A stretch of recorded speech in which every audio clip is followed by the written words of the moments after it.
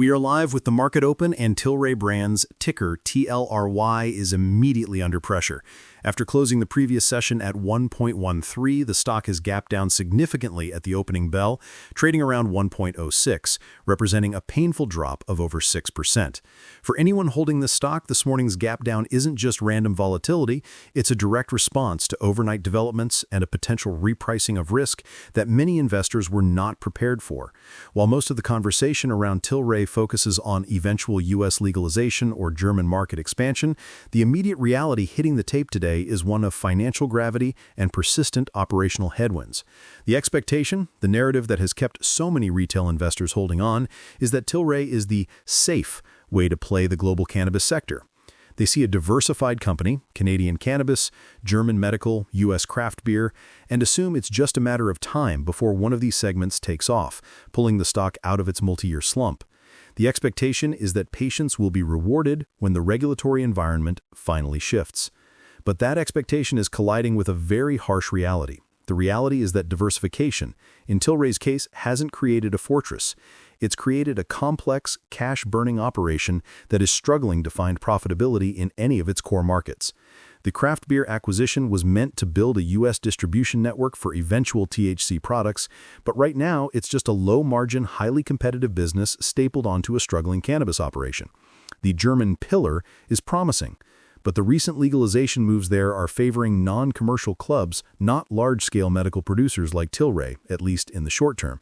The reality is that Tilray is fighting a war on multiple fronts, and today's price action suggests investors are growing tired of funding it. Let's break down what we're seeing on the chart. This 6% drop isn't happening in a vacuum. We've been watching TLRY bleed for months, failing to hold any significant support level. The stock has been trapped below its key moving averages, and every attempt at a rally has been met with overwhelming selling pressure. What we're likely seeing this morning is a reaction to either a specific analyst downgrade, negative sector news, or perhaps a significant block trade indicating an institution is finally capitulating and exiting their position. Volume at the open is high, which confirms this isn't just noise, it's conviction. Investors are actively selling, not just drifting lower. The macroeconomic environment is also toxic for companies like Tilray. We are in a risk-off world. High interest rates are a death knell for speculative, unprofitable growth companies. Tilray needs to fund its operations, and the cost of capital is high. The market knows this. Every day that passes without positive cash flow is another day the company inches closer to needing to raise more capital, which almost always means dilution for current shareholders. This stock is no longer trading on its potential, it's trading on its balance sheet. And the balance sheet, while managed by a savvy CEO in Irwin Simon, is still under immense strain. The goodwill on their books from all these acquisitions is massive, and the market is increasingly skeptical that the value of those assets will ever be fully realized. For those new to the story, let's clarify what Tilray actually is. This isn't just a Canadian weed grower anymore. Following its reverse merger with Afria, Tilray Brands became a sprawling consumer packaged goods company. Their business is split into segments. First, the Canadian cannabis market, where they are a leader but face intense price compression and a saturated retail landscape.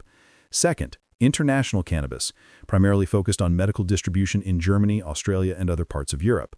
This was long considered the crown jewel. Third, the U.S. assets, the craft beer division, Sweetwater, Montauk, and a wellness brand, Manitoba Harvest. The U.S. strategy is an expensive option on federal legalization, giving them brands and distribution that could theoretically be flipped to sell THC beverages and products once the law allows. The problem, as we discussed, is that none of these segments are truly hitting it out of the park.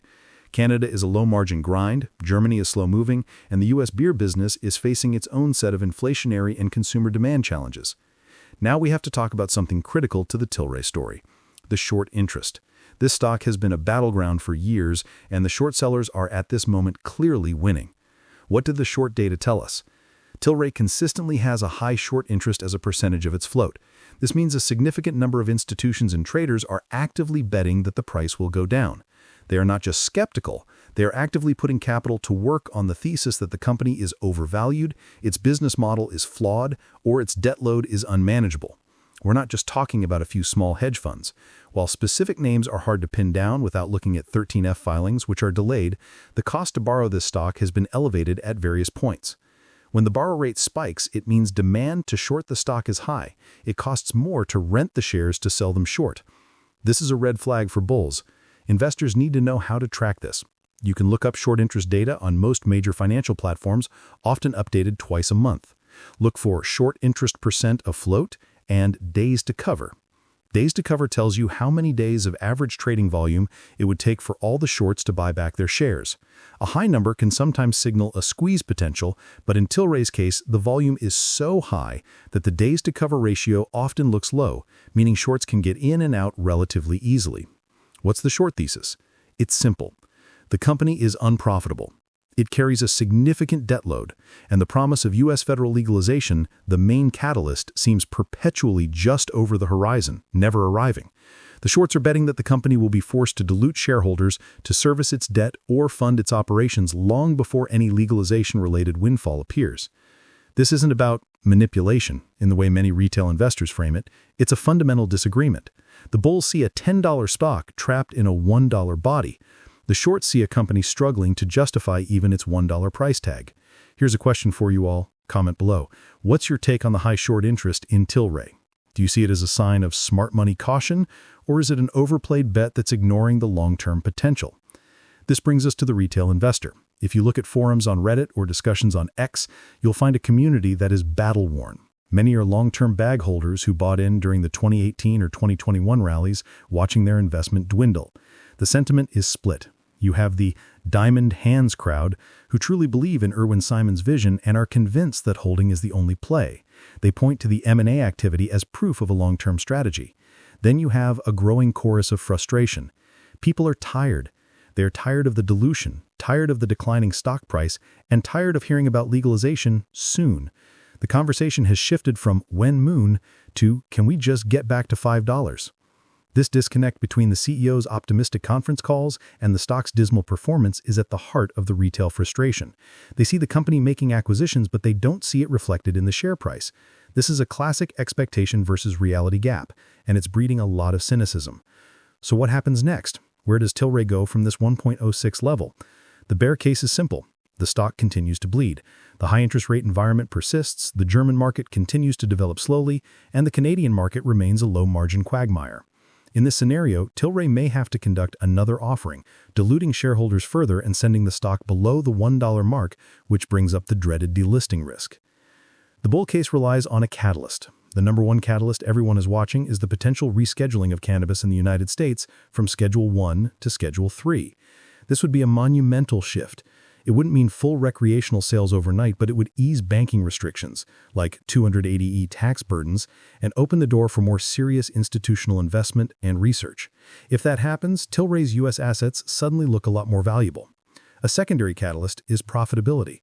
If Irwin Simon can actually steer this massive ship to positive adjusted EBITDA and, more importantly, positive free cash flow, the entire narrative changes.